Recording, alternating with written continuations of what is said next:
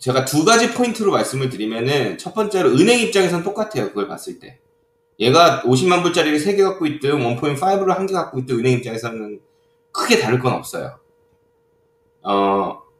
그리고 내 입장에서는 큰 거 하나 갖고 있는 게 유지가 훨씬 힘들죠. 훨씬 힘들어요. 유지가 힘들어요. 왜냐면 일단 렌탈일드가 낮을 거고요. 렌탈일드는 무조건 3%, 2%대로 떨어질 거고요. 집값이 올라갈수록. 그 다음에 뭔가 집이 고장이 나기 시작하면, 제가 예를 들어서 지금 갖고 있는 집 중에 하나가, 제가 이제 여태까지는 이제 쓰다가, 제가 사는 집은 아니었는데 이제 제가 쓰다가 렌트로 내놨어요. 근데 집이 좀 커요. 수영장도 있고. 근데 이제 이 집이 렌트로 나가는 순간, 제가 렌트비를 900불 받거든요, 주에. 근데 나가는 순간부터 지금까지 한 3만 불 나갔어요. 뭐 고치고, 뭐 수리하고, 뭐 고치면 뭐가 고장나고, 요번에도 에어컨이 안 된다 그래서 에어컨 건들면 15,000불 안 나가거든요. 집이 커질수록 그런 리스크가 굉장히 커져요. 근데 예를 들어서 집이 작다? 그러면은 집이 작으면은 에어컨 없는 집들도 많아요. 그러니까 굳이 제가 이제 비교를 하자면은, 그리고 이제 뭐 이럴 일은 없겠지만은, 우리가 정말 어떤 개인적인 인생사에 큰 일이 있을 때 큰 거는 팔기가 힘들어요. 정리가. 근데 작은 거는 3개 중에 한두 개만 팔아서 정리라고 하나는 킵을 할 수가 있어요. 그러니까 단순히 렌트의 어떤 렌트도 당연히 낮죠. 렌탈일드는. 집값이 쌀수록 렌탈일드는 올라가는 게 어쩔 수 없는 상황이니까. 뭐 정말 나쁜 집을 사지 않는 이상은. 이제 그렇기 때문에 이제 아까 막 믹스라고 말씀하셨는데, 물론 내가 앞으로 뭐 6채, 7채 이상을 사신다고 하면은 다 있어야 돼요. 그러니까 롱텀으로 효자 노릇해주는 블루칩 에어리아도 있어야 되고, 당장 뭐 집값은 많이 안 올라가도 매일매일 나한테 용돈 주는 자식도 있어야 되고, 관리가 쉬운 아파트하고 타운하우스 애들도 있어야 되고요. 그다음에 좀 속은 썩이지만은 나중에 디벨롭이 할 수 있는 좀 또 그런 애도 있어야 돼. 두 번째 집이잖아요. 자갑 제외하고. 두 번째 집이기 때문에 제가 봤을 때는, 말씀하신 것처럼 이제, 제가 정확히 죄송합니다. 기억이 안 나는데, 리타이먼트 플랜이 어떻게 되신다 그랬죠? 그럼 10년이라고 보면 되겠네요. 길게 10년, 짧게 뭐 한 5, 6년. 그죠? 예. 그럼 그렇게 잡는다고 하면, 의 수입과 지금 하시는 수입이 예를 들어서 핸즈오프 했을 때, 내가 직접 노동으로 하지 않았을 때도 어느 정도의 수입을 갖다 줄 수 있다고 하고, 부동산으로도 그 패시브 인컴이 된다고 하면, 제 생각에는 사실은 앞으로 5채를 더 산다는 가정하에 그냥 쉽게, 그러면은 한 3채 정도는 캐시플로우에 맞추시는 게 좋을 것 같아요. 과반수를. 그러니까 과반수 한 60%는 캐시플로우에 맞추시는 게 좋을 것 같아요. 무슨 의미냐 하면은, 캐시플로우에 맞춘다는 거는 내 손을 덜 타고 뭔가 메인테넌스 이슈가 조금 적을 수 있고, 아니면 그리고 또한 이제 캐피털 게인이 지금 여태까지 경험하신 것보다는 낮을 거예요. 그럴 수밖에 없어요. 예, 그런 거를 한 3채 정도 갖고 가시고, 한두 채 정도를 뭐 그냥 평균만 쳐주면은 앞으로 또 이렇게 포텐이 터질 수 있는, 그게 예를 들어서 뭐 개발이 됐든 아니면 레노베이션이 됐든 아니면 정말 나중에 그냥 순수 캐피털 게인이 됐든 좀 그냥 이렇게 갖고 갈 수 있는 것들이 있으면 좋죠. 사실 뭐 이게 예를 들어서 나는 정말 캐시플로우만 볼 거예요 라고 얘기를 한다면, 그러면 사실 제가 생각했을 때는 타운하우스 쪽이 가장 유리해요. 제가 쉽게 제 타운하우스 3년 전에 산 게, 제가 68만 불인가 주고 샀거든요. 3년 전에요. 그러니까 3년 전에 사서 2년 전에 세트를 한 거, 오프 더 플랜으로 샀던 거거든요. 근데 제가 그걸 지금 700불 받아요. 52주 하면 36,000불에 68만 불. 예, 그게 5.3%거든요.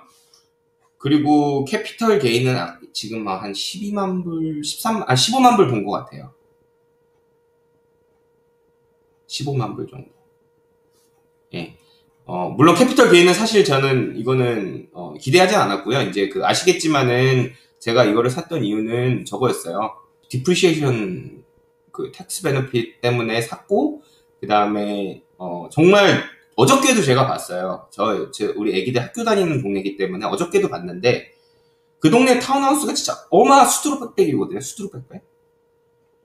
정말 제 거 외에는 렌트도 그만큼 안 나오고, 정말 제 거 외에는 저것도 안 나와요. 캐피털 게인도 없어요. 너무너무 신기해요. 그러니까 제가 샀지만은 뭐 제가 잘 샀다 이런 얘기를 하는 게 아니라 어쩜 다른 애들은 이렇게 안 오를까?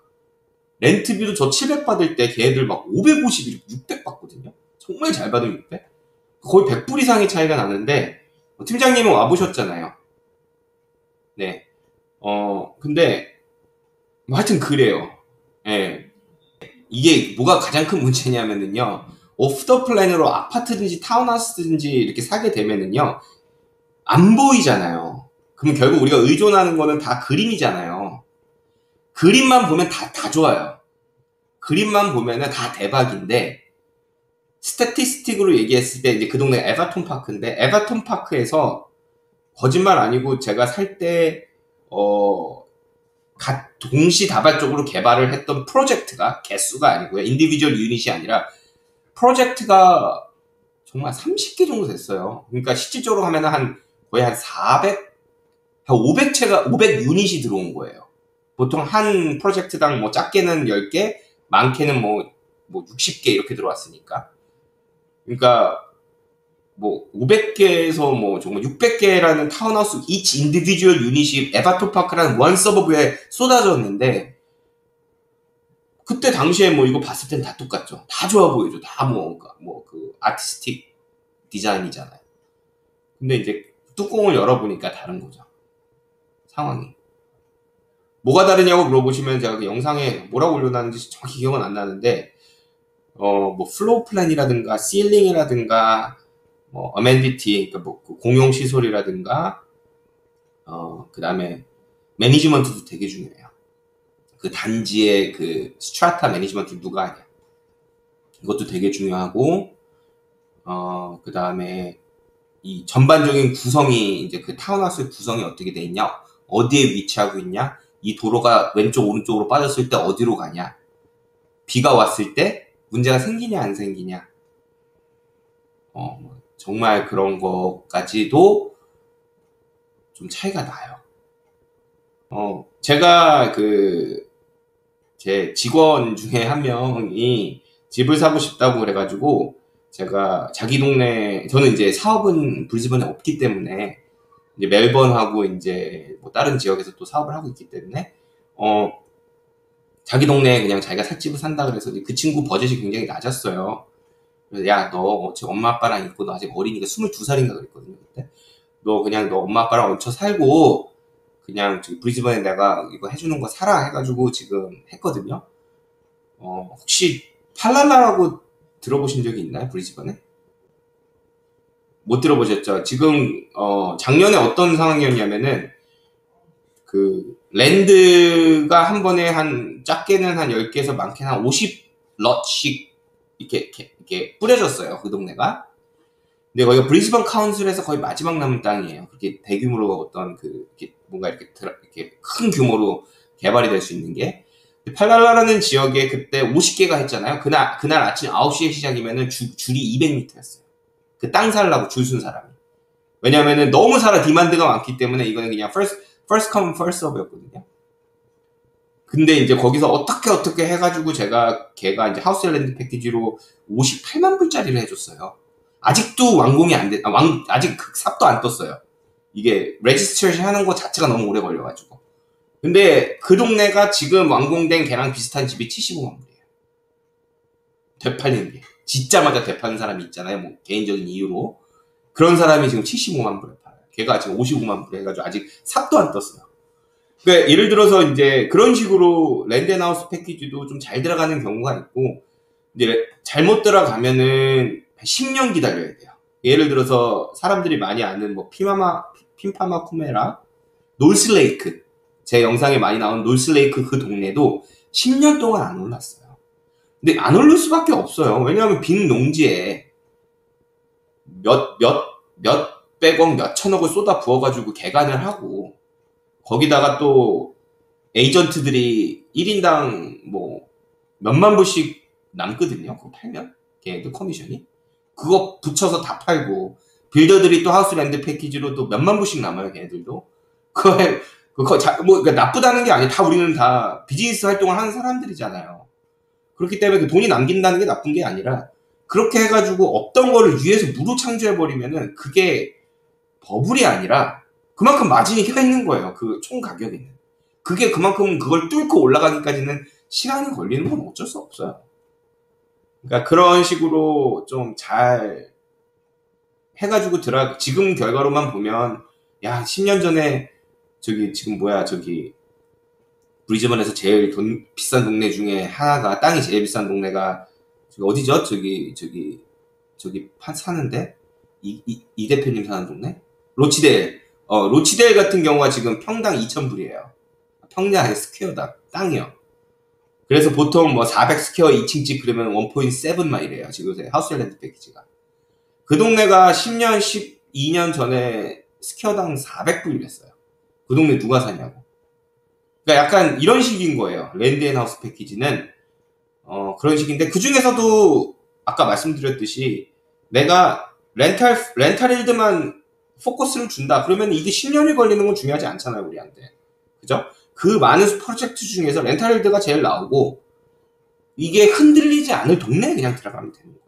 그러면 디프리시에이션 스케줄로 봤죠. 저보다 잘 아시겠지만. 그 다음에 렌탈 수익 괜찮게 나오죠. 뭐 그러면은 뭐 문제될 게 없죠. 왜냐하면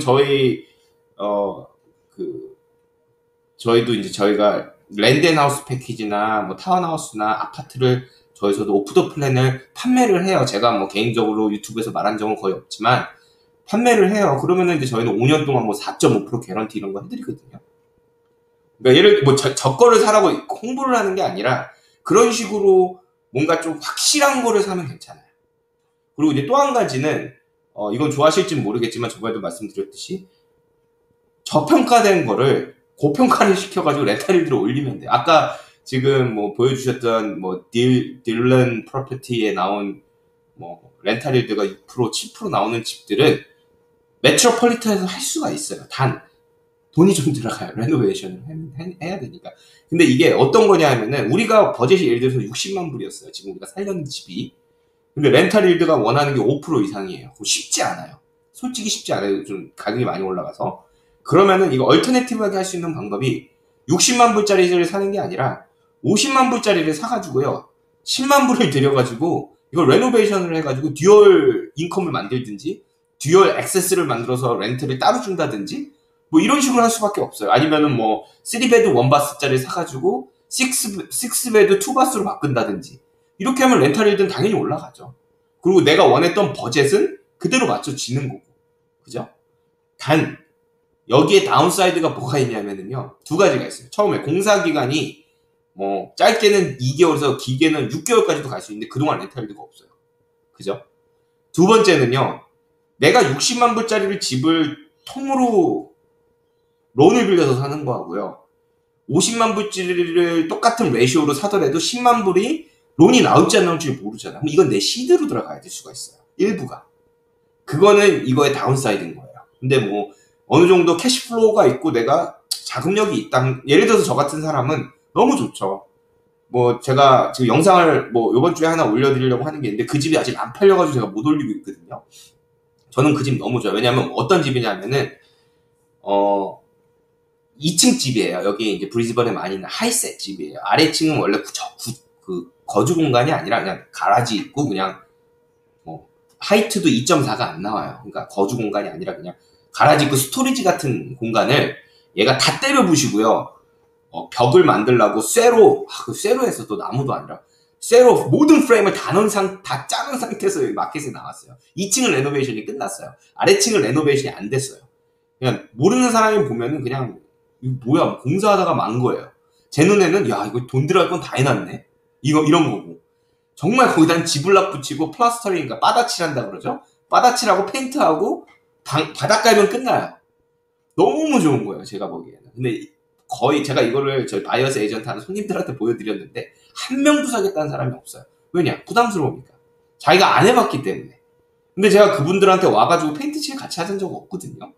왜냐면 그분들 버젯보다 이게 제가 생각했을 때 10만 불 이상 제가 저렴하게 살 수 있을 것 같았어요. 그래서 제가 이걸 얘기를 했던 건데 아무도 안 샀어요, 결국은. 뭐 저라면 샀겠는데 제가 그때는 살 수 있는 저도 이제 제 계획이 있기 때문에 뭐 보이는 것마다 살 수는 없으니까 저도 이제 안 샀지만, 그래서 지금 뭐 팔렸는지 안 팔렸는지 모르겠는데 예를 들어서 그런 집 그러면은 너무 좋죠. 너무너무 좋죠. 뭔가 그런 식인 거예요. 그러니까 렌탈일들을 올릴 수 있는 방법은 여러 가지 중에 이런 것 중에 하나를 선택을 하시면 돼요. 또 한 가지는 제가 가끔씩 제 유튜브에 올려드리지만은 옛날 5년 정도 깔고 앉아 있다가 부시고 두 채 짓는 거예요. 그럼 자동적으로 그냥 8%예요. 렌탈일드가. 지금 30%가 오른 건축비를 포함을 해도 렌탈일드가 7, 8%예요. 왜냐하면 처음에 샀을 때 제가 39만 불 주고 샀거든요. 땅하고 쓰러지거든 집을. 지금 그거를 770스퀘어짜리인데 그걸 반을 나눴어요. 두 채를 짓잖아요. 하나당 밸류에이션이 7만 5천이에요. 75만 불이에요. 그러면은 그냥 1.5잖아요. 내가 산 거는 38만 불인가 9만 불 주고 샀고.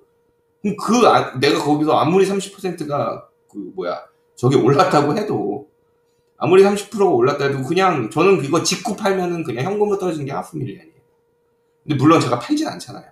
그러면 그냥 이렇게 내놓잖아요. 그러면은 코스트가 내려갔기 때문에 렌탈료가 올라가는 거예요. 그냥 이거는. 뭐 그렇다고 이 집이 옆집보다 렌트를 획기적으로 500불 이상 더 받을 수 있는 건 아니에요. 그냥 싸게 사고 싸게 지은 거예요. 그러니까 여러 가지 방법이 있어요. 예. 제가 말이 너무 길어졌습니다. 죄송합니다.